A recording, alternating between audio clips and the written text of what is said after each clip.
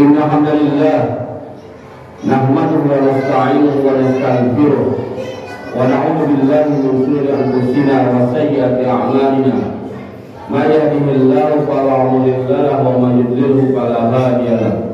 Asyhadu an la ilaha illallah wa asyhadu anna Muhammadan 'abduhu wa rasuluhu alladzi la nabiyya ba'dahu wa rasuluhu amma ba'du. Fa ya ayyuhal hadirun ittaqullaha haqqa tuqatih wa la tamutunna illa wa antum muslimun. Hadirin jamaah Jumat yang dimuliakan Allah Subhanahu wa taala. Puji syukur kita panjatkan kehadirat Rabbi dengan nikmat iman Islam, nikmat sehat dan kesempatan yang Allah Subhanahu wa taala berikan pada kita semua di siang hari yang berbahagia ini. Kita sama-sama bisa bertemu dan berkumpul di masjid yang dimuliakannya dalam rangka melaksanakan satu kegiatan atau satu kewajiban yang telah Allah dan Rasul tetapkan pada kita dalam rangkaian kewajiban-kewajiban yang lain, yakni melaksanakan sholat Jumat secara berjamaah.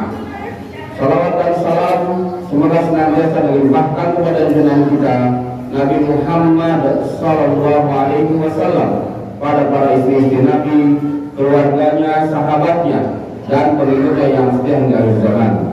Hadirin jamaah Jumat yang dimuliakan Allah Subhanahu wa taala, bahwa ajaran Islam adalah merupakan satu-satunya agama yang akan diterima oleh Allah Subhanahu wa taala. Selain agama Islam maka ditolak oleh Allah Subhanahu wa taala. Dalilnya jelas, wa may yaqtalu ghairal Islam madina fala yuqtalu minhu.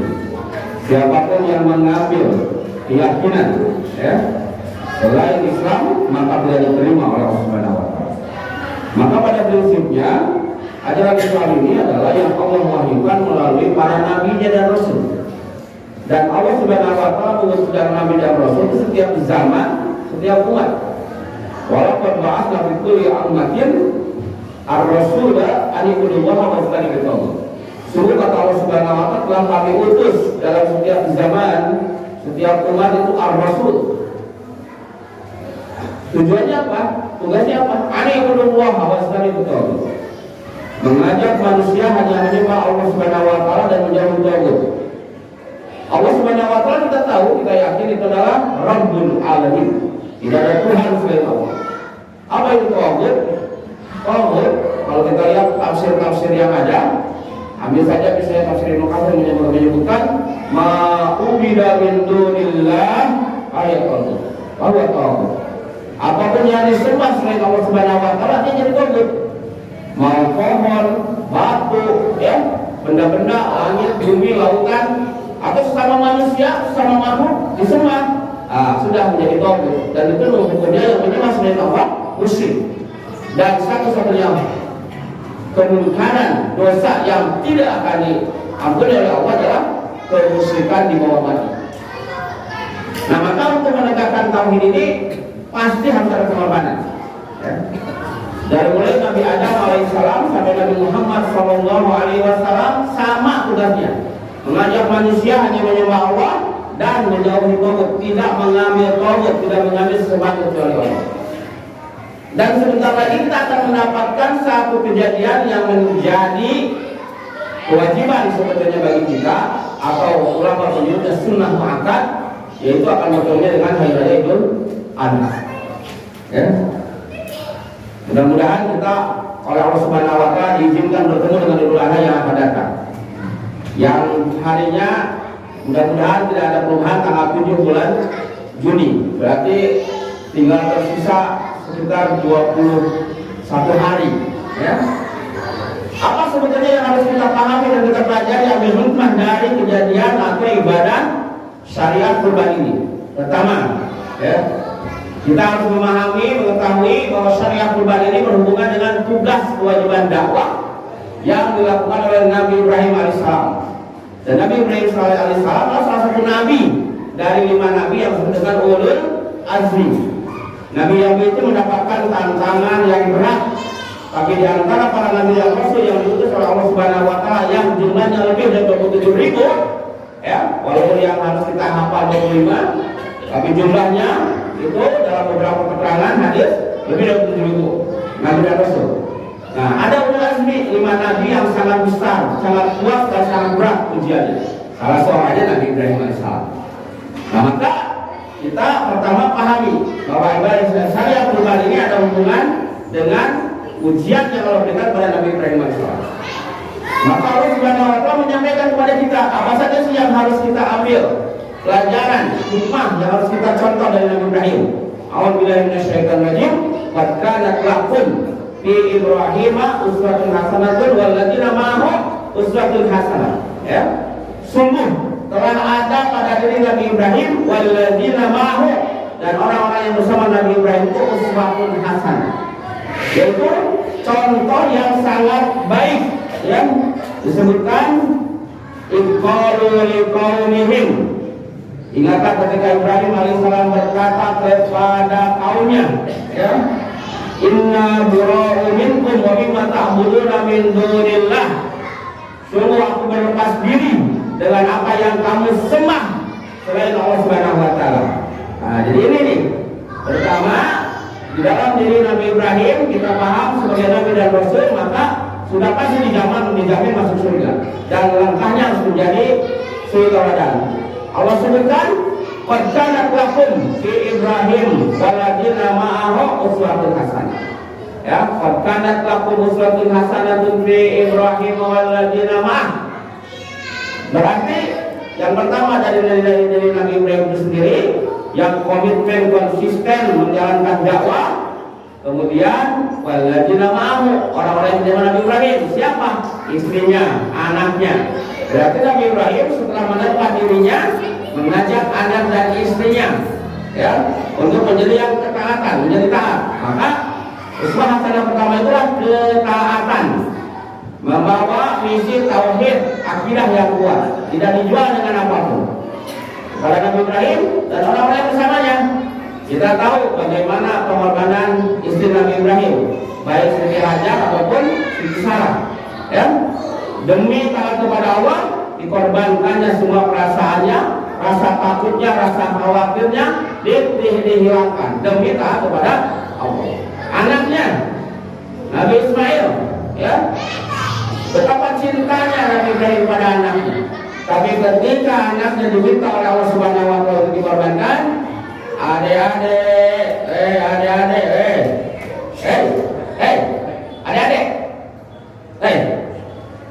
berhenti gak? Diam, jangan ngomong. Duduk manis. Ya, Nabi Ibrahim cinta sekali sama anaknya. Ya, susah mendapatkan keturunan. Kalau umurnya sudah senja, ternyata ya Nabi Ibrahim punya anak. Ya. Itu juga pengorbanan yang pertama ini. Membolehkan suaminya berta'addud, suaminya ya berpoligami. Tujuannya dakwah, bukan syahwat. Karena Nabi Ibrahim itu kalau ketika sudah tua tidak punya keturunan, maka Nabi Ibrahim bertanya dan berdoa kepada Allah, ya Allah, seandainya aku mati dalam belum punya keturunan, maka siapa yang akan meneruskan perjuangan dakwah ini? Siapa yang akan mewarisi menjadi pejuang dakwah ini? Nah, itu kegalauan Nabi Ibrahim. Ya, kalau sebagian besar manusia hari ini kan mau mati masih ingat harta, siapa nih yang akan mewarisi harta saya? Siapa nih yang akan mewarisi jabatan saya? Siapa nih yang akan mewarisi kekuasaan saya? Begitu kan? Ya. Peduli amat kalau hidupnya hancur. Yang penting kekuasaan, jabatan, hartanya diwariskan kepada anak cucunya. Nabi Ibrahim sudah seperti itu. Ya, saya yakin saya bapak-bapak di sini berdoa. Kita ini harus galau kalau tidak ada yang meneruskan dakwah kita. Kalau meneruskan dakwah, insya Allah rezeki Allah berikan, harta, jabatan, segala macam. Sebagaimana Nabi Ibrahim, ya penghujungnya kan jelas, harta punya, jabatan ada sebagai Nabi, tapi tauhid diutamakan. Ya. Nabi Ismail, karena dimiliki oleh seorang ayah yang soleh dan seorang ibu yang soleha, maka ketika diminta nyawanya pun hanya mengatakan, ya, ketika Nabi Ibrahim mengatakan, ini arabil manam an arbahaka, wahai anakku, sesungguhnya aku melihat aku sendiri dalam mimpiku. Undur mana taruh? Coba kamu pikirkan apa yang kamu pikir, apa yang kamu pendapat kamu tentang itu. Nabi Ismail hanya mengatakan, ya batima makumar, kata jinuni insyaallah minas sabirin. Wahai ayahku, itu adalah mimpi yang benar. Karena Allah yang memberikan mimpi kepadamu. Gak mungkin setan iblis memberikan mimpi kepada Nabi. Ya, beda dengan kita. Kalau mimpi tidak jadi syariat bagi kita, karena bisa jadi iblis atau setan yang masuk ke telinga kita. Kalau para Nabi jelas itu dari Allah. Maka Nabi Ismail mengatakan, lakukan saja ya wahai ayahku. Sesungguhnya itu perintah dari Allah. Insya Allah satajiduni minas sabirin. Engkau akan dapatkan saya dan engkau orang-orang yang sabar. Nah, berarti yang kedua adalah hikmahnya, suri dauladanya adalah kesabaran. Kalau pertama tadi ketaatan, semua dilakukan apapun perintah Allah, tidak pernah berpikir banyak. Apapun larangan Allah ditinggalkan, tidak pernah berpikir banyak. Yang kedua kesabaran. Sabar. Ya, bukan tidak sayang, semua juga sayang kepada anak istri. Tapi ketika harus menaati perintah Allah, kesabaran muncul. Satajiduni insyaallah minas sabirin. Ya, bersabar. Kita juga paham bagaimana Nabi Ibrahim berhadapan dengan raja ya yang betul-betul zalim, gitu kan? Dilawan raja zalim dan masyarakat. Bahkan ketika dengan ayahnya pun, kalau ayahnya bertentangan dengan syariat Islam, dengan syariat Allah, maka ayahnya pun tidak dituruti, walaupun tetap mendoakan kebaikan, tetap berlaku baik kepada ayahnya. Tapi selama masih hidup tetap bisa mendoakan, ya. Tapi tidak mengikuti keinginan ayahnya. Kenapa? Karena dengan syariat itu juga yang harus kita lakukan. Siapapun yang mengajak kita, siapapun yang memerintahkan kepada kita, baik penguasa, ayah ibu kita, tetangga, saudara, kalau perintahnya itu bertentangan dengan syariat Allah, sering saya tidak taat. Ini berarti sabar dalam ketaatan. Ya? Nah, jadi begitu. Kemudian apa? Ketaatan, kesabaran. Yang ketiga apa? Keberanian. Coba lihat dalam surat Al-Mumtahanah yang saya bacakan tadi, dalam surat Al-Mumtahanah ayat keempat itu.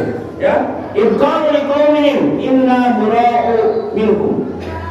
Ketika Ibrahim berani mengatakan kepada kaumnya, inna bura'u minkum, sebenarnya saya dan keluarga saya berlepas diri dengan apa yang kamu sembah. Karena kan ayahnya kaumnya juga menyembah berhala. Jadi Nabi Ibrahim dengan anak-anaknya dididik tidak terbawa oleh situasi kondisi lingkungan yang tidak taat. Walaupun sebagian besar di lingkungannya itu tidak taat kepada Allah. Bahkan Nabi Ibrahim berani mengatakan inna bura'u minkum wa mimma ta'budun. Ya, aku dan keluargaku berlepas diri dari apa yang kamu sembah. Ya, dengan apa yang kamu lakukan. Bahkan Nabi Ibrahim berani mengatakan bahasanya begini, ya. Mimma ta'buduna min dunillah. Kecuali kalau kamu mau lagi menyembah Allah, baru aku mau mengikuti kamu. Dan bahaya dan hebatnya lagi Nabi Ibrahim mengatakan, "Taman nabikum." Ya. Aku menampakkan kepada kamu penolakan yang terang-terangan. Nah, jadi menolak terang-terangan. Kamu boleh menyembah itu, silakan kehendak kamu, tapi ingat itu adalah kemusyrikan, itu adalah kemungkaran. Dan aku berlepas diri. Dan kafar nabikum, tidak mau mengikuti kamu. Wa bada bainana wa bainakum adawata. Ini yang lebih hebat lagi. Dan telah nampak permusuhan antara aku dengan kalian, wahai kaum musyrikin. Nah, ini. Jadi cerita wadah dari Nabi Ibrahim itu yang ketiga adalah keberanian, menampakkan kebenaran dan siap bertarung, ya, bertempur dengan orang-orang yang melakukan kemungkaran. Ya. Kafarna wa bada bainana wa bainakum adawata. Nampak permusuhan antara aku dengan kalian, permusuhan antara tauhid dengan kemusyrikan. Nah, ini ya, ini bahasanya itu abadan, selamanya.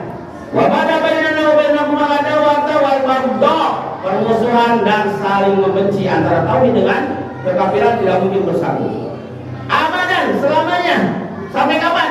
Hatta tu'minuna billahi wahda, sampai kamu mau kembali menyembah Allah. Nah, ini jamaah Jumat yang Allah Subhanahu wa taala, inilah saudara-saudara yang dilakukan oleh Nabi Ibrahim alaihissalam. Kita yang harus kita ambil pelajarannya.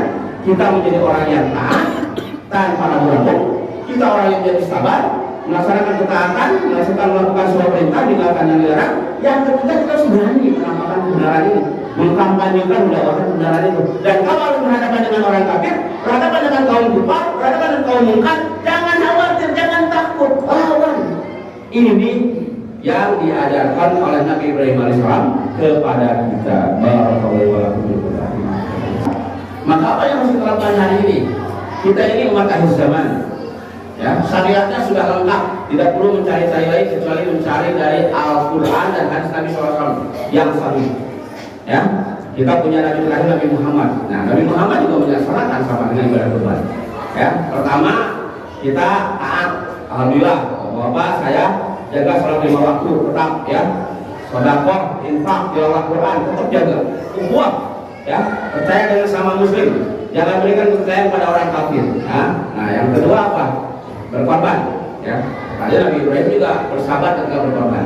Nah, ini ibadah kurban ini harus dievaluasi. Ini mudah-mudahan di masjid ini sudah banyak di Al-Fajar ini yang menunjukkan hewan kurbannya.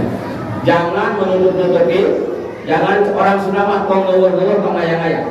Karena Nabi mengatakan dalam kurban ini dari Abu Hurairah radhiyallahu anhu qala Rasulullah sallallahu man kana lahu sa'ah wa lam yudahi fala yuqarribanna musallana.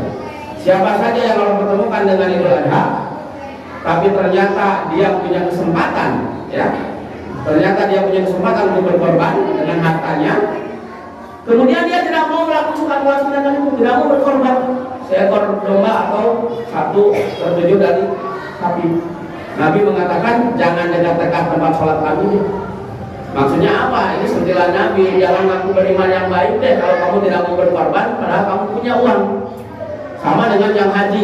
Baiklah, haji mah ada urusan dengan negaranya. Sebenarnya mempersulit haji itu bikin dosa yang besar.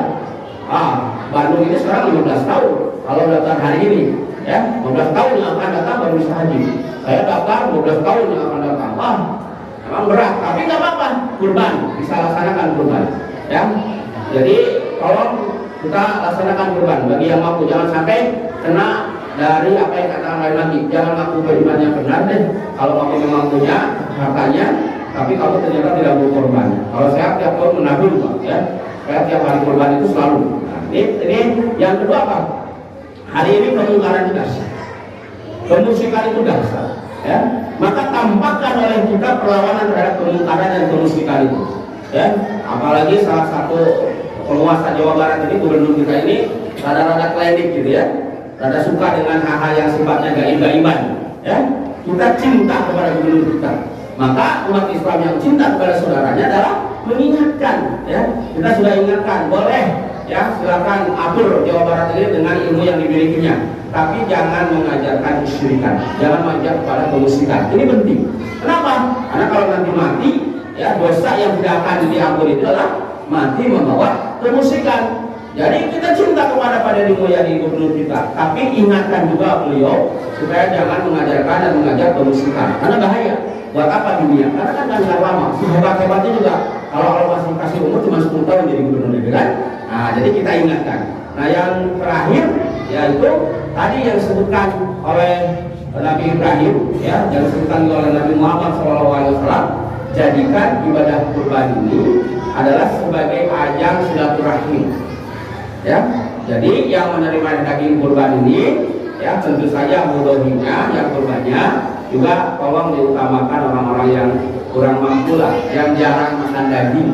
Kalau di pasar mah rata-rata suka makan daging ya, tapi tolong dilihat lah ya. Jadi tidak mustahil, tidak ada yang melarang kalau misalnya di sini sedang tercukupi, ada orang-orang saudara kita yang di kampung-kampung jauh sana yang jarang makan daging, apalagi suka jadi sasaran sterilisasi, mungkin bisa lah dialokasikan sebagian saudara kita yang di sana.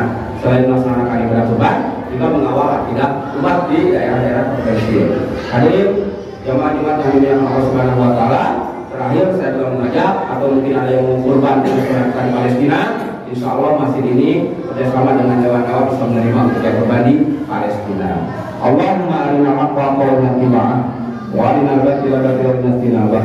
Rabbana la tuzigh qulubana ba'da idh hadaytana wa hab lana min ladunka rahmah innaka antal wahhab.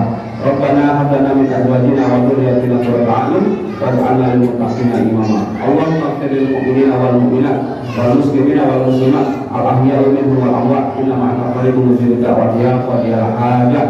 Rabbana atina fid dunya hasanah wa fil akhirati hasanah wa qina adzabannar. Subhanaka rabbil izzati amma tasifun wa salamun ala mursalin walhamdulillahi rabbil alamin.